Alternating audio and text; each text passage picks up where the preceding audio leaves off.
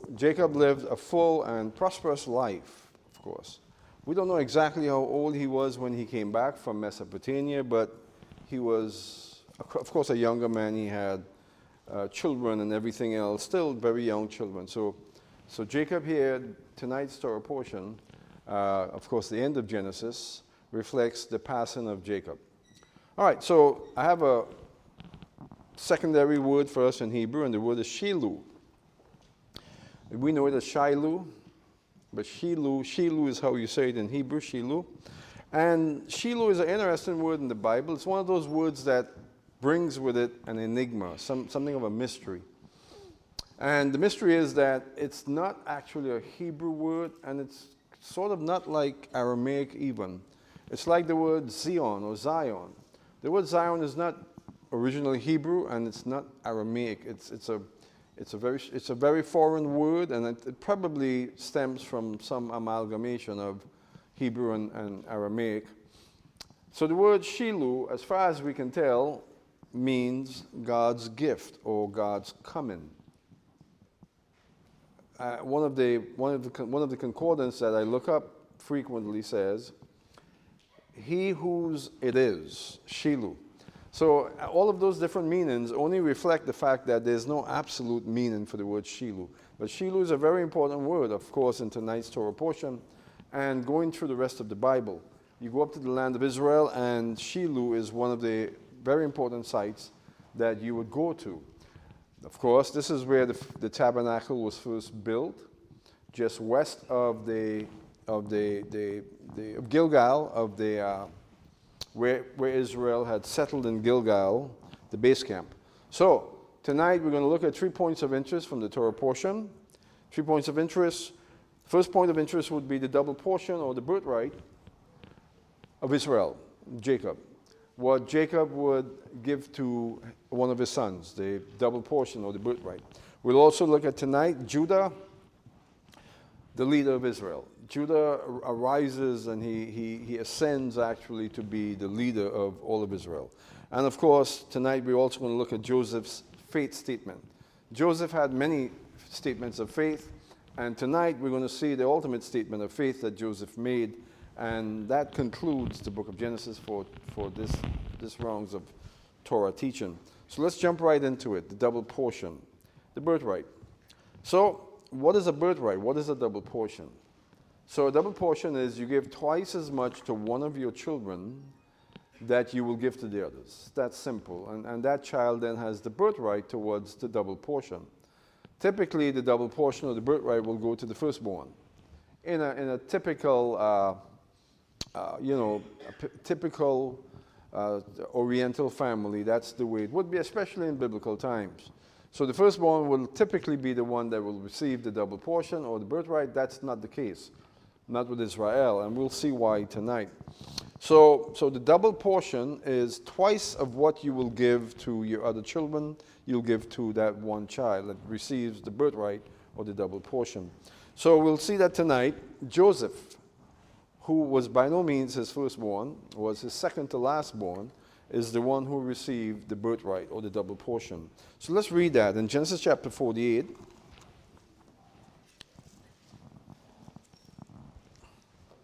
In Genesis chapter 48, I'm going to read 21 and 22.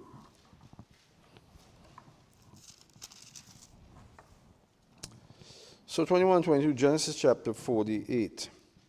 Then Israel said to Joseph, "Behold, I am about to die, but God will be with you." And so he's putting the emphasis on God's favor upon Joseph.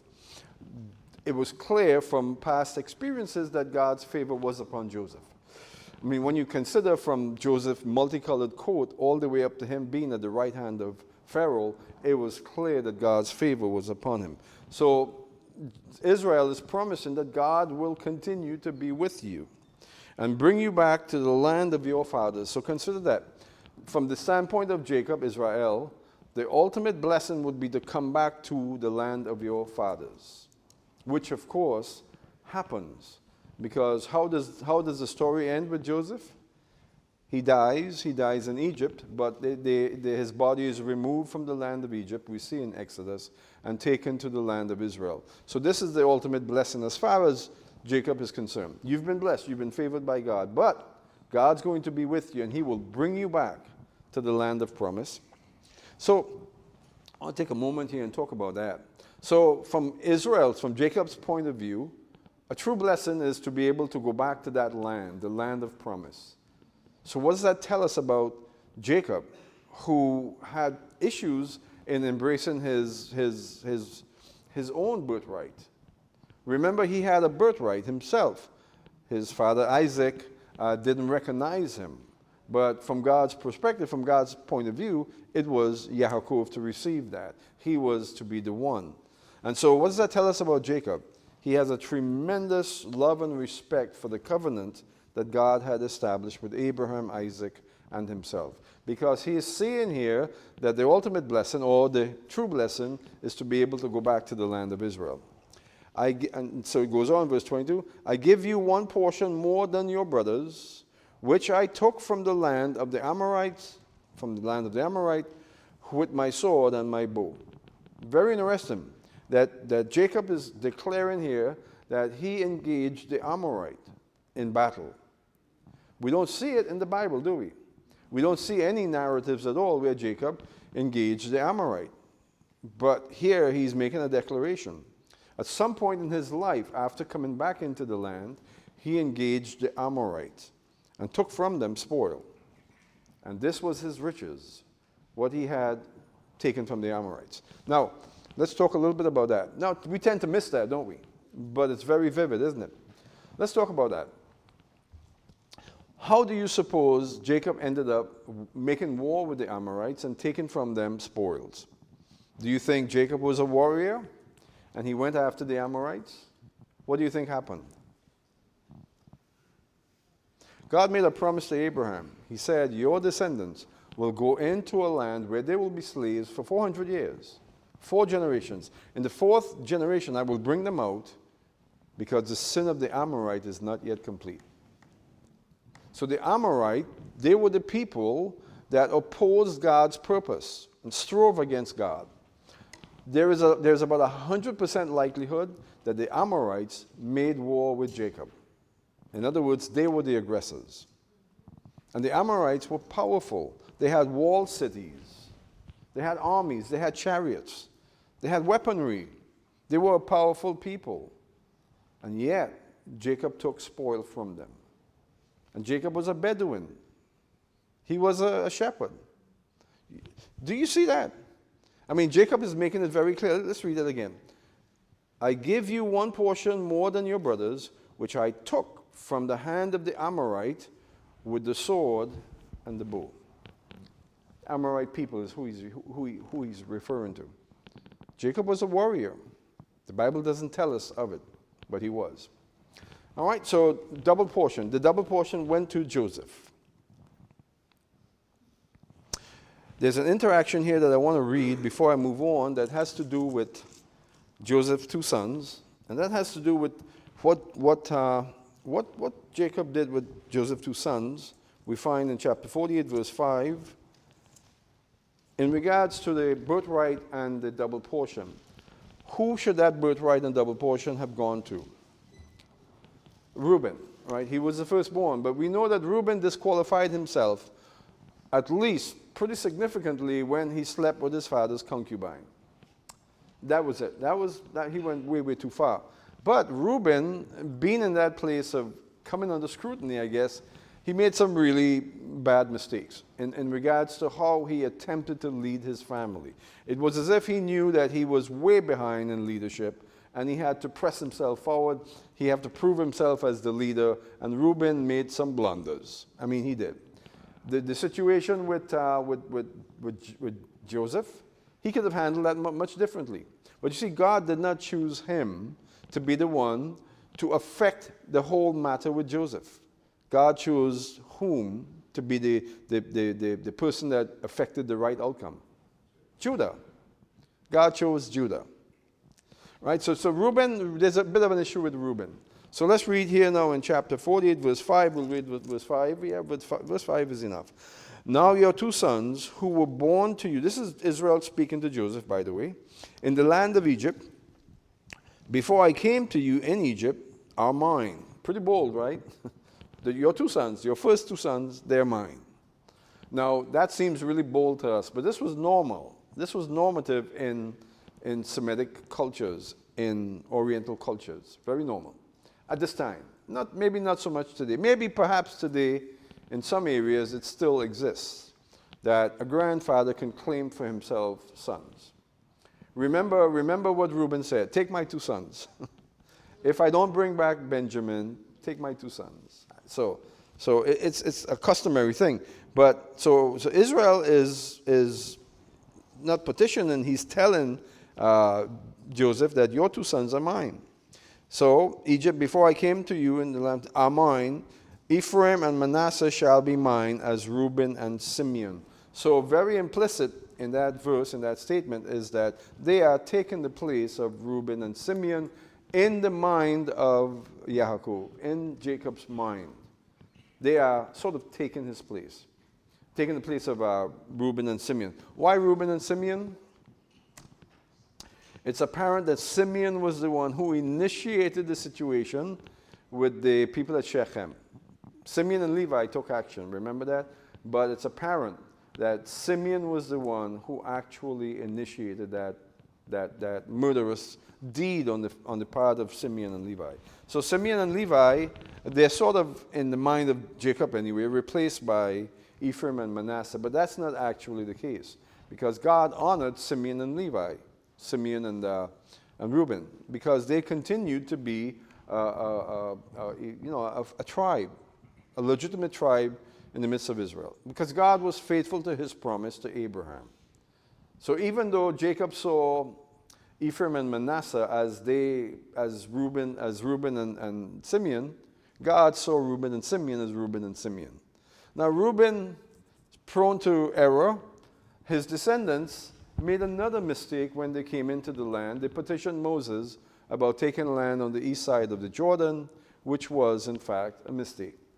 So Reuben he has this thing that follows him around. Anyway, so Reuben and Simeon in the mind of Jacob anyway, they are replaced by Ephraim and Manasseh. So they become a very important tribe in Israel. In fact, we're not going to read that tonight, but when Israel prophesied over Joseph, over his sons actually, because there was no tribe of Joseph, right? There was a tribe of half-tribe, Ephraim and Manasseh, and they sort of filled in for Joseph. So there's a prophecy here that we're not going to read tonight because there's something else I want to focus on that indicates that Ephraim and Manasseh will be Israel. They would lead the tribes of Israel. But actually, Judah was the actual leader. But Reuben and Manasseh had a very important role in leading Israel as a whole. They were to be a leading tribe, but alongside Judah, who was to be the leading tribe. So how do we know that Judah was ordained to be the leading tribe?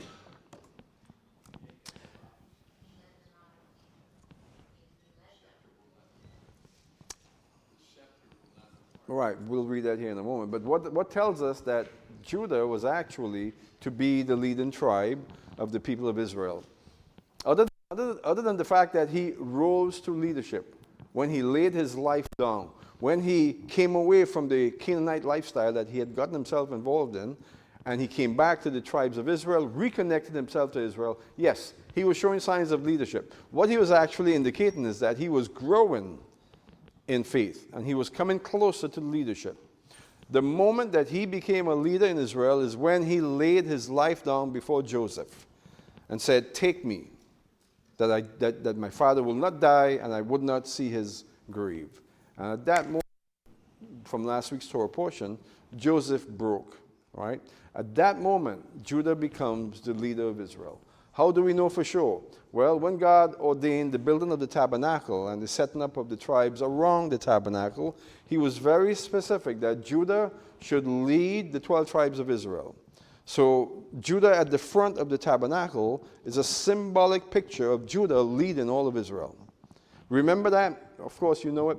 That the tribes of Israel were to march through the wilderness in martial array, and Judah would be at the front of it. Whenever they would settle down, Judah would put his tent at the front of the tabernacle, of course, indicating that he is the leader. So speaking of Judah now, we're going to read, right now, as a matter of fact, we're going to read about Israel's prophecy concerning Judah. Israel prophesied over his 12 sons. They're all interested in prophecy, but we're not going to read all of them. We're going to read the prophecy relative to Judah. First of all, the prophecy relative to Judah has a very prophetic nature to it. In fact, all of it is about what we call eschatology. That's a fancy word. But the word eschatology is a very important word. It's dealing with end-time events. Prophecy as it relates to end-time events. Not all prophecy relates to end-time events. If you read the prophets, the major and minor prophets, you see that not everything that they prophesied had to do with end-time events. A lot of times their prophecy was relevant to contemporaneous events, things that were occurring at that time. They dealt with that a lot. A lot of times their prophecies dealt with other issues other than future events, eschatology.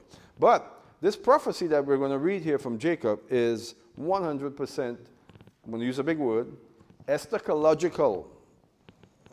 So you have to practice to get that out.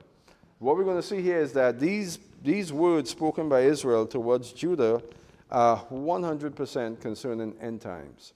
And this is when we're going to see the introduction of Shiloh. Again, Shiloh is sort of the word is sort of an enigma in the Bible. God's gift, God's appearance. Different concordances have different ideas.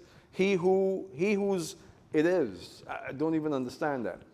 So I'm going to say to you before I go into reading the prophecy that Shiloh, now my opinion is almost as good as everyone else's opinion on what the word Shiloh actually means. Now the people of Israel understood that Shiloh had something to do with God's dwelling.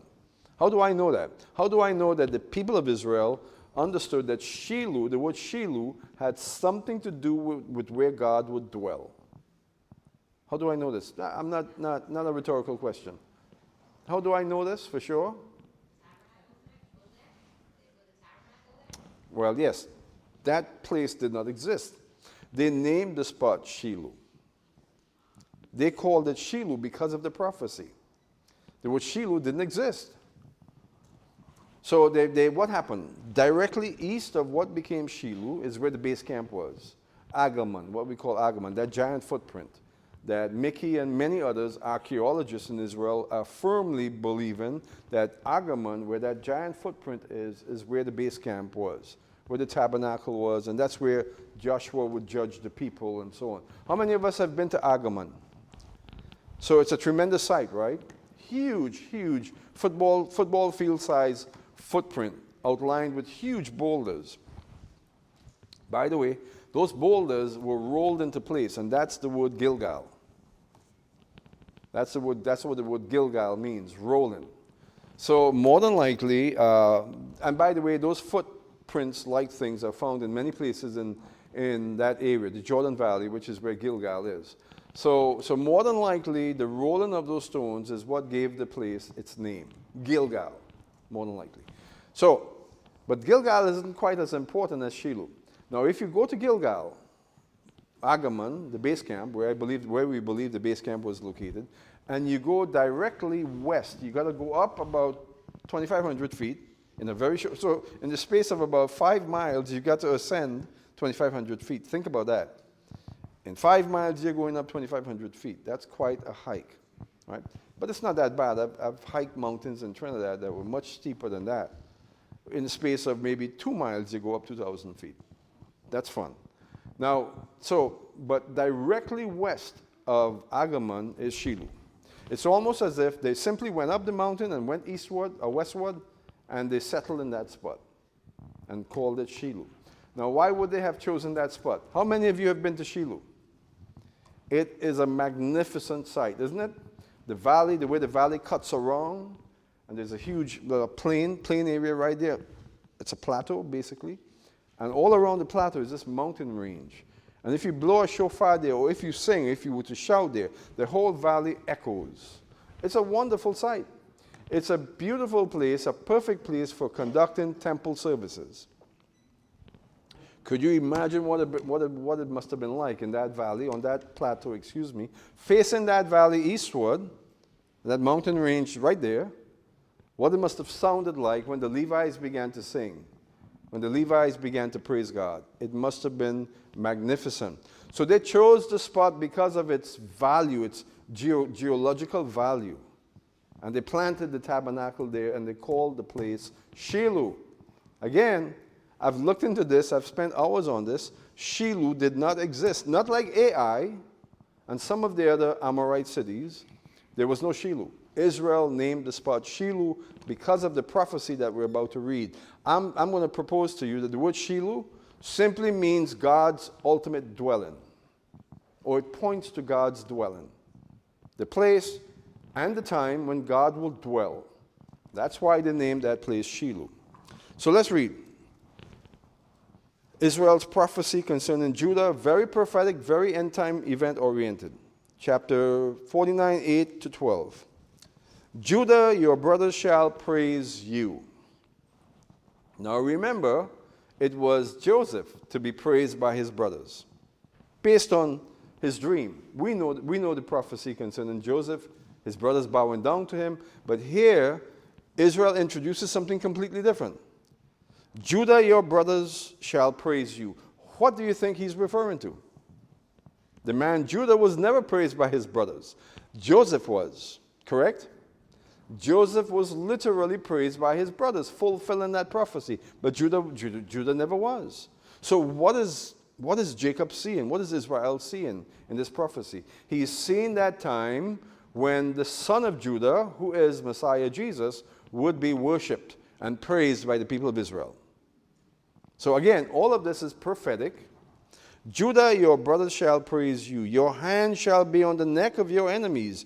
Your father's sons shall bow down to you. Again, verse 8 is all about that time when Messiah Yeshua will reign over the house of Israel, the son of Judah, the lion of the tribe of Judah. Where does that phrase come from? The lion of the tribe of Judah. Did I just make that up? Did I get that from a Bob Marley song? Where did that come from? Revelation chapter 5. John stood there and he wept because no one was found worthy to break the seals or to open the book. And what did the angel say to John? Do not weep. Behold, the lion that's of the tribe of Judah was found worthy to break the seals and to open the books. The lion of the tribe of Judah. Who's that referring to? You know, actually, folks, there is some question about that. About the lion of the tribe of Judah. Who is the lion of the tribe of Judah? Is it really Jesus? Now, you may know this. I used to be, and to a certain extent I still am, a huge Bob Marley guy. Okay? Let's put that out there right now. It's got nothing to do with cannabis, so don't get any ideas. My first Bob Marley album I bought for myself. In fact, someone gave it to me. My older brother gave it to me. It was Rastaman Vibration in 1974. I wore it out in 2 years. Couldn't play it anymore. So I'm a huge, huge Bob Marley fan. When I go to the gym, even now, I'm running Bob Marley ongoing. So Bob Marley used to sing about Zion. He used to sing about all the things. The lion of the tribe of Judah. Of course, he was referring to someone else. Haile Selassie, who is not the lion of the tribe of Judah. So the lion of the tribe of Judah is, in fact, Yeshua.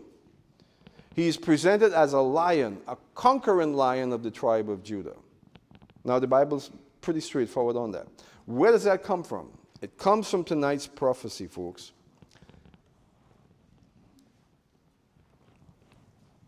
It's referring to that time when Israel, the brothers of Judah, will bow down and worship the lion of the tribe of Judah and praise him. Judah is a lion's whelp. From the prey, my son, you have gone up. He crouches, he lies down as a lion, and as a lion, who dares to rouse him? See, that's the very clear prophetic reference to Judah being a lion. What's a lion's whelp? A young lion, a strong young lion. You know, in the Lion Kingdom, I'm not sure if you've ever studied the Lion Kingdom. I have to a certain extent. Praise God for YouTube. But in the Lion Kingdom, the old lions, they have it really hard. I'm not sure if you know this. An old lion, once he gets past a certain threshold, it's a downward spiral for him. He's got to fight off the young lions. He's got to deal with hyenas who are looking for revenge. Pack of hyenas say, I remember you. I remember when you were a lion's whelp. What's up? Hyenas are the #1 killers of lions. I'm not sure if you know this. Old lions. The old lions becomes food for the hyenas. It's a process. It's a natural thing. The young lions are the up-and-comers, the strong lions, the ones who will overtake. In many cases, the young lions, they would subdue the old lion and allow the old lion to ride with them. I see documentaries. So, Judah is a young lion. A lion at its prime, is what it's saying. A lion's whelp, a young, prime lion. Crouches, he lies down as a lion, and as a lion who dares to rouse him. This is the Lion of the tribe of Judah. How can this possibly be referring to sweet baby Jesus? Tell me, we just had Christmas. Jesus was in a manger. Sweet baby Jesus. How can this possibly relate to Yeshua? Tell me. He's the Lion of the tribe of Judah. Sometimes we can just, gloss over that and say that doesn't mean anything, I hope. But he's sweet baby Jesus. No. He is the Lion of the tribe of Judah. The next time we see him, he comes as the Lion of the tribe of Judah, doesn't he? Amen. He doesn't come as sweet baby Jesus. He comes as a conquering lion, a lion's whelp, strong and ready. Who can rouse him is what it says. It's referring to judgment. It's referring to that time when Jesus will appear as the great king, and he will judge and he will rule in the earth. He will bring order to this chaos. Is everything in chaos? Is it getting worse or is it improving somewhat? It's only getting worse, folks. And you know what? The good news is it's going to get much worse. Much worse. In fact, better news, it's going to spiral. We're coming to the end of the funnel.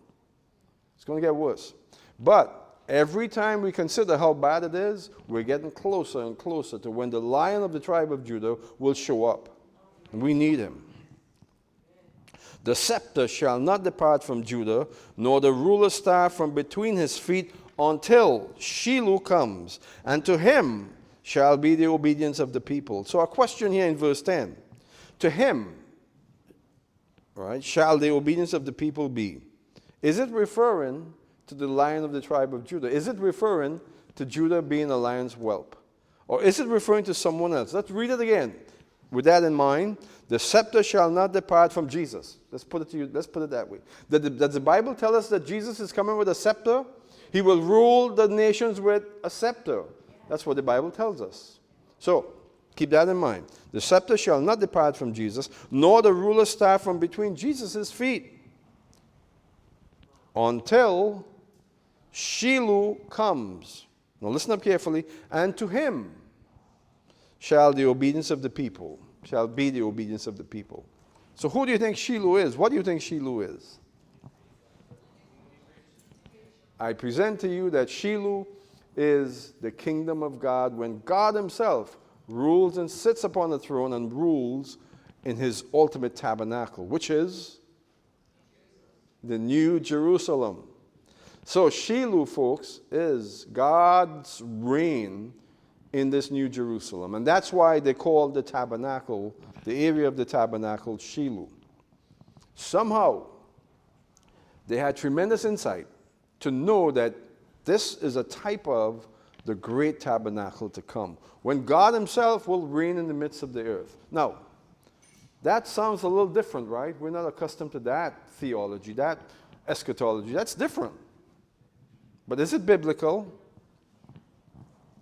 You read 1 Corinthians chapter 15. I'm not going to give you the verse because I want you to read all of it. It's all good. Read 1 Corinthians chapter 15. Read it in its context. Don't do what so many do, to extrapolate, to pull here, to do this, to do that. Don't massage the chapter. Read it in its full context. And you will see where Paul says that Jesus is the first fruits of the resurrection. And we are the first fruits, he says. And then he goes into about 8 verses that deals with Jesus being the high priest according to the order of Melchizedek. Sit at my right hand until I make my enemies a footstool for you. Paul, in those verses, literally quoted that from Psalm 110.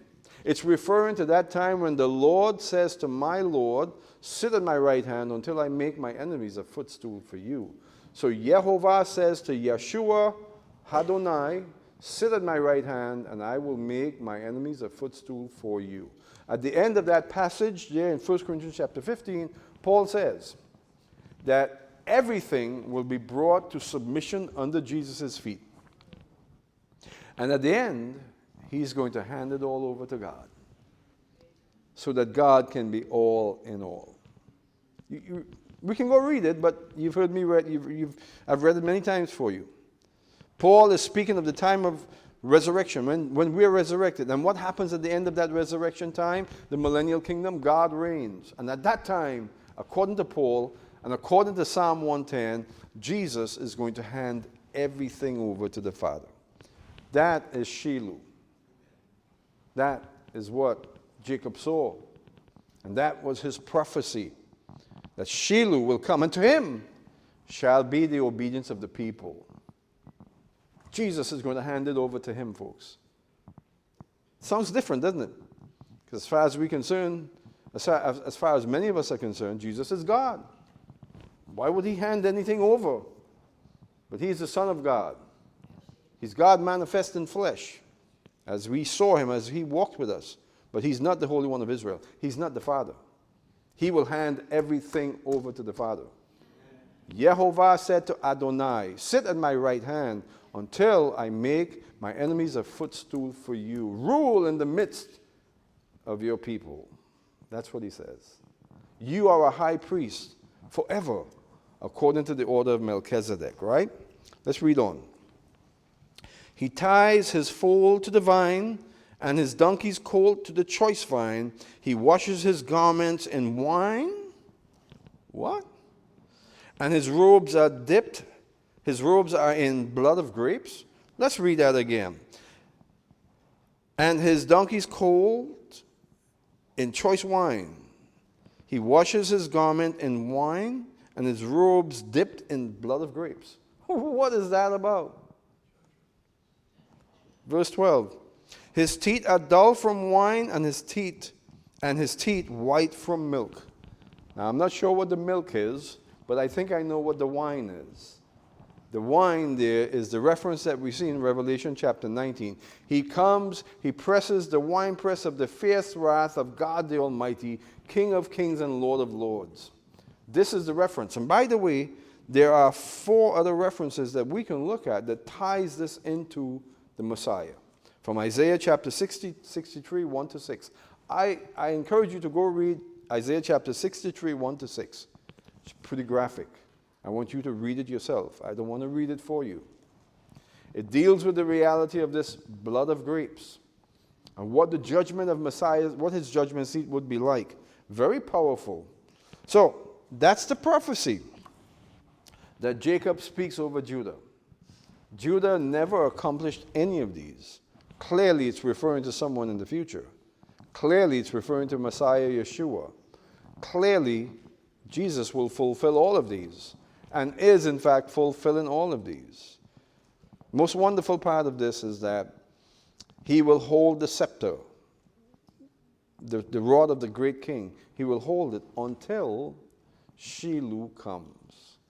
And to him, he will give it all back, according to Paul, so that God would be all in all. So let me just capture it real quickly and move on. Shiloh is when God is all in all, when he reigns in the earth. That is Shiloh. Shiloh is a very important, I call it an institution. It's a very important place in the Bible, and that's why when we go there, every year we have to go to Shiloh, and we're going to go to Shiloh again. We're actually going to go to Shiloh on the 21st, the same day we arrive at Kidumim. We're going to stop at Shiloh and then go to Habaraka on the way up to Kidumim. It's a wonderful, wonderful trip from the Negev to Kidumim. We have planned. It's going to be tight, but it's going to be good. All the way from the Negev, Beersheba, up to Kidumim. It's going to be a journey. Hopefully we'll sing a lot. And we will sing a lot. The two Lopez's kids, when we were there with Arlene last time, we did a version of Hine Matov. And we're going to practice that a lot. It's a wonderful version. It's done in English, Spanish, and Hebrew.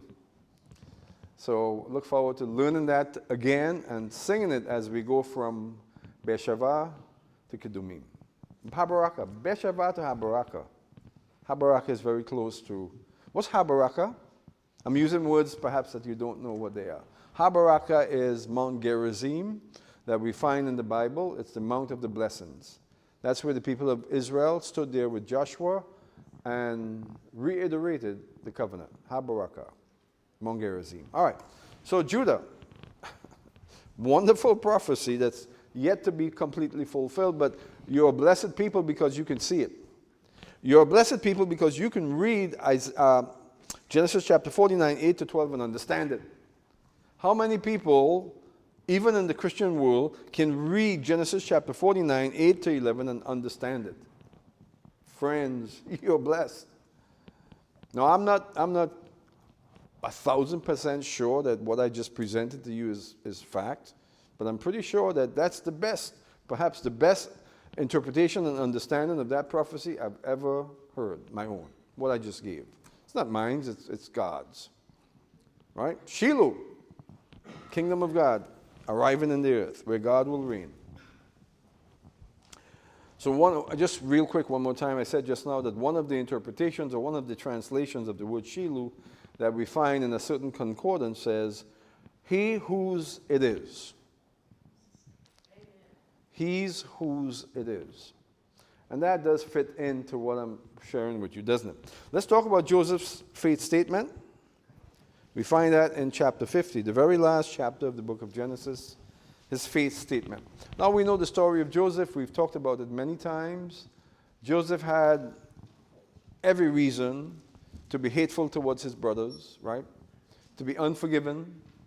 Spoke to a young lady yesterday about forgiveness and bitterness and how potent that can be in allowing spiritual wickedness to exist in your life. Spiritual power is emboldened where there's unforgiveness and bitterness or unwillingness to forgive. And it was I think I communicated. This young lady is pretty sharp. She has a master's degree, which goes way beyond me. So, and so she's sharp. And communication, by the way, a master's degree in communication. And so, but I communicated well with her, I hope. And I said to her, you hold the key to much of your own problems and those of your parents because you're not willing to forgive. And the spiritual difficulties that you now experience probably exist because you're unwilling to forgive and surrender. And she was honest and she said to me, I'm still not there. I said, okay. I told her, pray, and I'll pray for you that you will get to that place where you will surrender and you will have that spiritual lift that you are so wanting. So absolutely forgiveness. Joseph had to forgive his brothers. What would have happened if he held on, if he said, no, I'm not going to forgive these guys? Look at what they did to me. But Joseph had faith. He understood. He saw the hand of God in everything that transpired. I'm not saying that he didn't do it without struggle, and he probably struggled quite a bit. It's evident that he did. He didn't quite know how things were going to pan out until Judah laid his life down. When Judah laid his life down, the whole thing galvanized for him. And suddenly he's aware of all of it. The full revelation of what God had done popped in his mind when Judah laid himself down, and that's when Joseph broke. He couldn't hide himself anymore. He broke completely. So Joseph, at that moment, understood everything that God had done, and he spoke incredible insight and revelation to his brothers, didn't he? That God has sent me before you to preserve life. and to prepare a way for you. So now what happens? At the end of Genesis chapter 50, Jacob dies. Israel dies. 147 years old. Lived in the land of Egypt for 17 years and missed the land of Israel every day of those 17 years. Remember, he said, one of the things that you must do is, when I die, take me back to the land of Israel.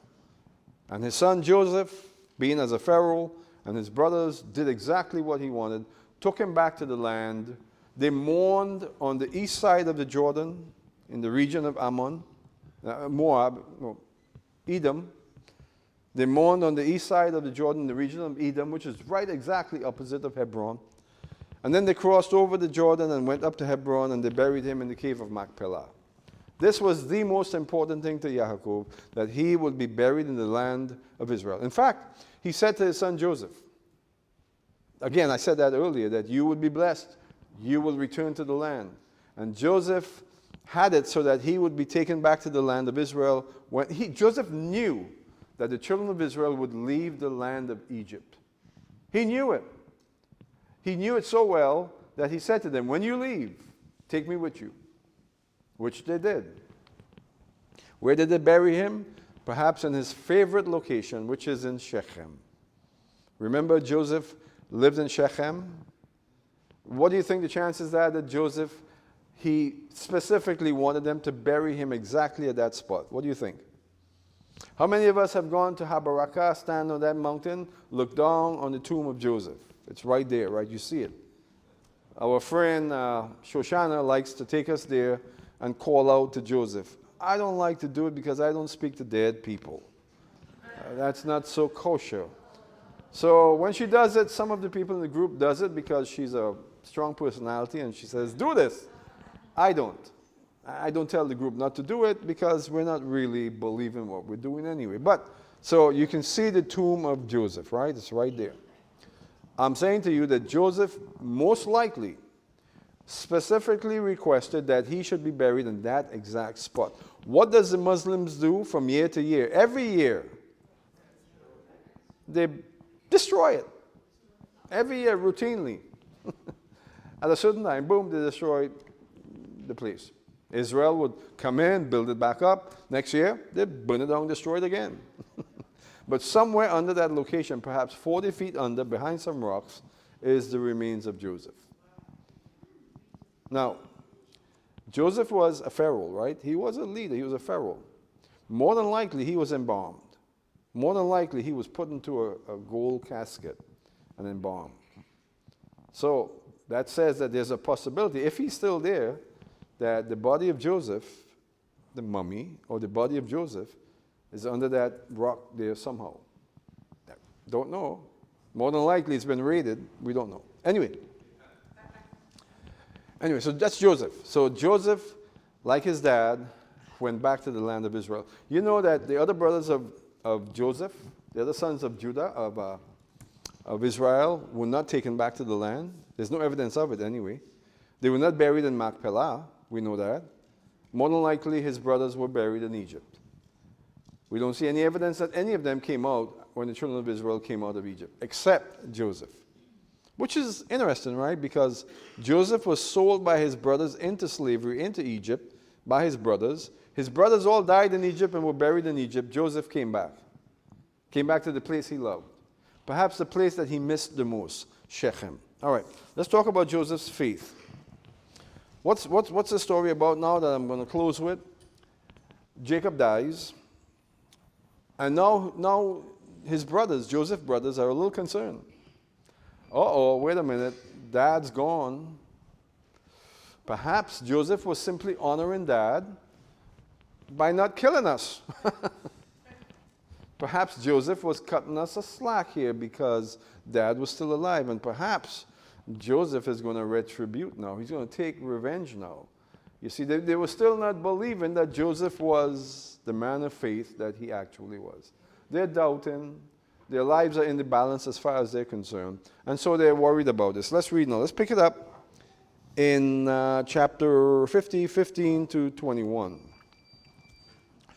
When Joseph's brothers saw that their father was dead, they said, What if Joseph bears a grudge against us and pays us back in full for the wrong which we did to him? They're worried. So they sent a message to Joseph saying, Your father charged before he died, saying, Thus you shall say to Joseph, Please forgive, I beg you, the transgression of your brothers and their sin, for they did wrong. Now, it's not evident that Jacob, ever said such a thing. It's quite possible that they sort of conjured that up. We don't see any evidence that Jacob or Israel said anything like that, left a parting message for Joseph. Suddenly it's coming forth? No. So more than likely they're acting out in fear here, the sons of Israel. They're fearful, and they're doing something to protect themselves, perhaps. And now, please forgive the transgression of your servants, of the God of your fathers. And Joseph wept when he spoke to them. He's probably thinking, you guys are lying again. Perhaps. So you see, here now, the brothers are expressing great fear, and they're trying to manipulate their brother into not killing them. So he's standing there listening to this, and he's saying, did you guys not learn anything? 17 years, and you don't realize that I'm not going to kill you? Perhaps that's what he's saying. I'm not going to take revenge. Then his brothers also came and fell down before him and said, Behold, we are your servants. But Joseph said to them, Do not be afraid, for I am in God's place. As for you, you meant evil against me, but God meant it for good, in order to bring about this present result, to preserve many people alive. Now note here, he didn't only say the people of Israel. He said to preserve many people's lives. So Joseph gave his life. God did what he did with Joseph to save the entire world. In the Bible, Egypt, Mizraim, is a type of the world.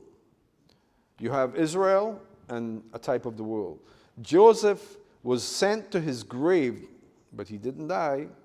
He was sent to his grave. He was sent into slavery and bondage in order to bring salvation, to save the entire world and the people of Israel. That's the archetype of Messiah Jesus. Joseph being an archetype of Jesus, isn't it? Yes. So Joseph says it. He says it quite clearly. Let's read verse 20 again. As for you, you meant evil against me, but God meant it for good in order to bring about this present result, the very present result, to preserve many people alive. So therefore, do not be afraid. I will provide for you and your little ones. So he comforted them and spoke kindly to them. All right, that's enough. So here Joseph recognized tremendous faith. I could have gone on and read the rest of it. Here Joseph recognizes or expresses tremendous faith in knowing that God had a plan from the very beginning. Even the difficulty that he experienced, being sold to Midianites, to Ishmaelites, being left to die, his brothers hating him, and the deception that followed, being sent into bondage, into slavery, Potiphar and Potiphar's wife, and then being put into prison, hopeless, no hope, and then realizing that God had him there for a reason. And suddenly he ascends to be at the right hand of God. But consider all of the difficulties that he's been through. Most of us, we would have exacted revenge. Most of us would have. Or at least tell them off, or something.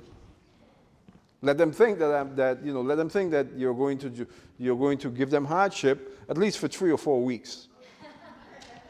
But Joseph didn't do it. Joseph was immediate in telling them that this is God's plan. God did this. And they went about for 17 years worrying. Well, is Joseph telling the truth? Does he really believe that this was God's plan? We don't know. Maybe we need to say something. Maybe we need to make up a little bit of a lie here, that Jacob said that you shouldn't kill us. You see? His brothers are not where they should be, but Joseph is a man of faith.